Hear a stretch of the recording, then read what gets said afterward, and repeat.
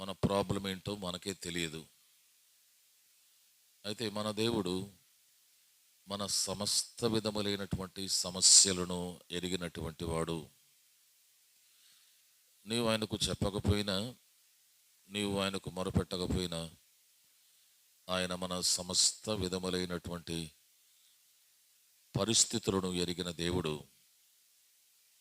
ఏ సమస్య అయినా ఆయన మత్తయి సువార్త 11వ అధ్యాయము 28, 29 వచ్చిన ప్రకారం చదవనవసరం లేదు. నా యొద్ద నేర్చుకునుడి, కమ్ అండ్ లర్న్ ఆఫ్ మీ. నా యొద్ద నేర్చుకునుడి. దేవుని దగ్గర నేర్చుకోవడానికి వెళితే ఆయన ఈ రోజుల్లో, ఈ కాలంలో మనకు అవసరమైన వాటిని గురించి ఆయనకేం తెలుసు? ఆయన మన అవసరతలు, అక్కరలు, మన సమస్యలకు పరిష్కారం ఎలా ఇస్తాడు? ఆయన నా యొద్ద నేర్చుకోండి అంటున్నటువంటి దేవుని దగ్గరికి వెళితే ఆయన ఏం నేర్పిస్తాడు? బైబిల్ ఒకటి కొనుక్కో, ఒక సంచి ఒకటి కొనుక్కో, సంచిలో బైబిల్ పెట్టుకొని తిరుగు, మందిరానికి ఎప్పుడు వెళుతుండు, సువార్త చేయి, ప్రార్థన చేయి. ఇదే కదా ఆత్మ సంబంధమైన, పర సంబంధమైన విషయాలు మాత్రమే కదా ఆయన చెప్పేది అని అనుకుంటే పొరపాటు. ఆయనకు సమస్తమును ఎరిగిన దేవుడు. ఆయన దగ్గర నేర్చుకోవడానికి వెళ్ళాలి, కానీ ఆయన లా బోధించేవాడు, ఆయనలా నేర్పించేవాడు ఈ లోకంలో ఎవరు కూడా లేరు. అందుకని బైబిల్ గ్రంథంలో ఆయనను పోలిన బోధకుడు ఎవరు? Who is the master like him? ఆయనలా బోధించేవాడెవడు? ఆయనలా నేర్పించేదేవడు? ఆయనలా మన సమస్యలు పరిష్కరించేది ఎవరు? అయితే ఆయన దగ్గరకు నేర్చుకోవడానికి మనం వెళితే మొట్టమొదట ఆయన మనకి ఏం నేర్పిస్తాడు తెలుసా? పిల్లలు స్కూల్లో చేర్పించగానే చిన్నపిల్లలను వారికి ఏం నేర్పిస్తారు? కిండర్ గార్టెన్ అయిపోయిన తర్వాత, చిన్నపిల్లలకు నర్సరీ అయిన తర్వాత ఏం నేర్పిస్తారు? ఏమా మీరెవరు స్కూల్కి వెళ్ళలేదా? చిన్నపిల్లలు నర్సరీ అయిపోయిన తర్వాత ఏం నేర్పిస్తారు? తెలుగులో అయితే ఆలు నేర్పిస్తారు, ఇంగ్లీష్లో ఏబిసిడీలు నేర్పిస్తారు. యేసుక్రీస్తు ప్రభు దగ్గరకు నేర్చుకోవడానికి రమ్మంటున్నటువంటి ప్రభు దావీదు తన వాక్యములో, తన భాషలో చెబుతూ 34వ అధ్యాయం కీర్తనలో, పిల్లలారా నా యొద్దకు రండి, యెహోవా యందు భయభక్తులు నేను మీకు నేర్పెదను. దేవుని దగ్గరికి నేర్చుకోవడానికి వస్తే మొట్టమొదట ఆయన నేర్పించేది భాషకు ప్రాముఖ్యమైనటువంటి అక్షరం ఏంటో. ఆ అనే అక్షరం లేకపోతే తెలుగు భాష లేదు. ఏ అనే అక్షరం లేకపోతే ఇంగ్లీషు భాషే లేదు. అవునా కదా?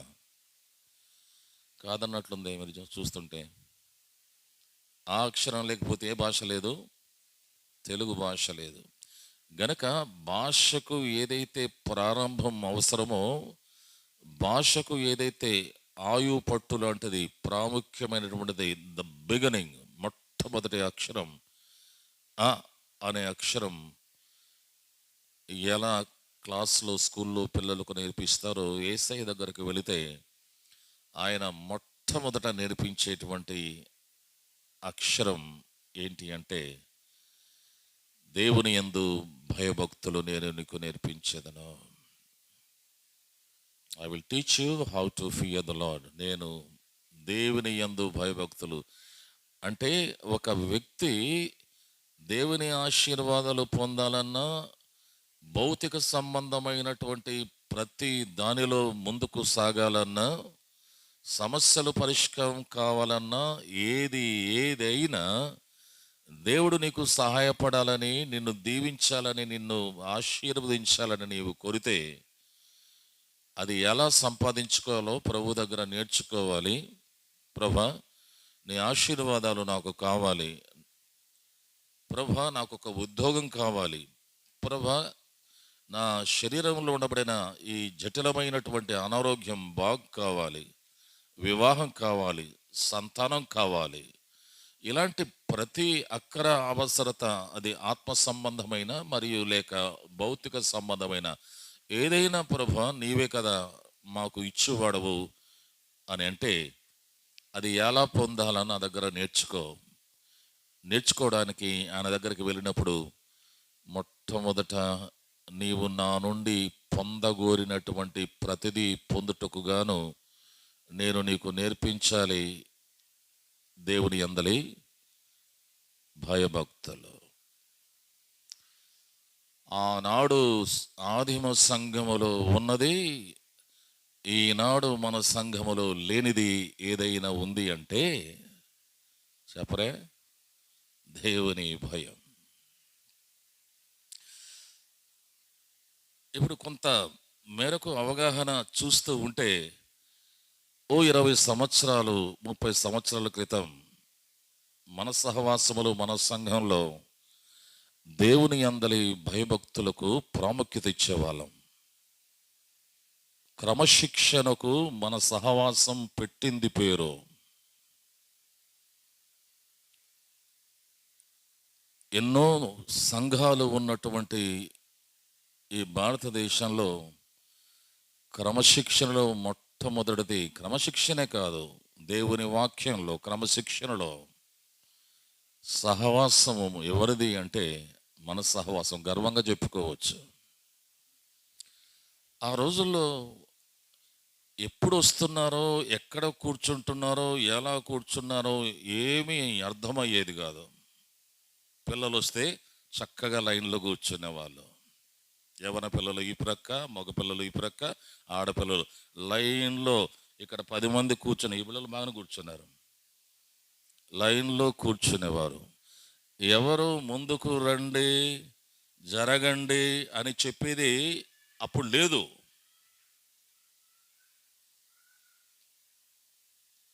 అంత క్రమంగా వచ్చి వెంటనే మోకాళ్ళ మీదకి వెళ్ళేవారు. మోకాళ్ళ మీద ప్రార్థన చేసుకొని కూర్చునే వాళ్ళు నేను గమనిస్తున్నాను. ఇక్కడే కాదు, చాలా స్థలాల్లో గమనిస్తున్నాను.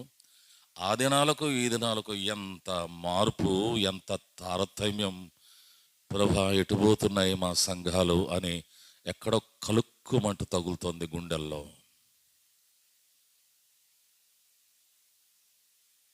సమయానికి వచ్చేవారు, లైన్లో కూర్చునేవారు, ప్రార్థన చేసుకునేవాళ్ళు. ఎప్పుడైనా జరగమండి ముందుకు అంటే ఒక్క మాట ముందుకు రండి అనగానే ముందుకు వచ్చేవాళ్ళు. ఈ దినాల్లో ముందుకు రారు. ఇక ముందుకు పంపించే వాళ్ళు కూడా చూసారా, ఇంకా చేపల మార్కెట్టే. అక్కడ ఒక అరుపులు, ఇక్కడ ఒక అరుపులు, శబ్దాలు, అల్లరులు. ఇది మందిరమేనా అన్నట్లుగా. ఇక్కడే కాదు, ప్రతి సంఘంలో, ప్రతి వాతావరణంలో ఇదే పరిస్థితి.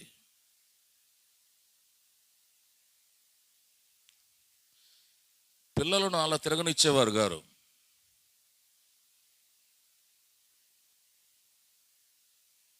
అంత పిన్ను వేసినా కూడా వినబడే అంత నిశ్శబ్దమైన వాతావరణంలో చెవులు రిక్కబొడుచుకొని వినేవారు. ప్రతి ఒక్కరి చేతిలో ఒక పుస్తకం, ఒక పెన్ను ఉండేది.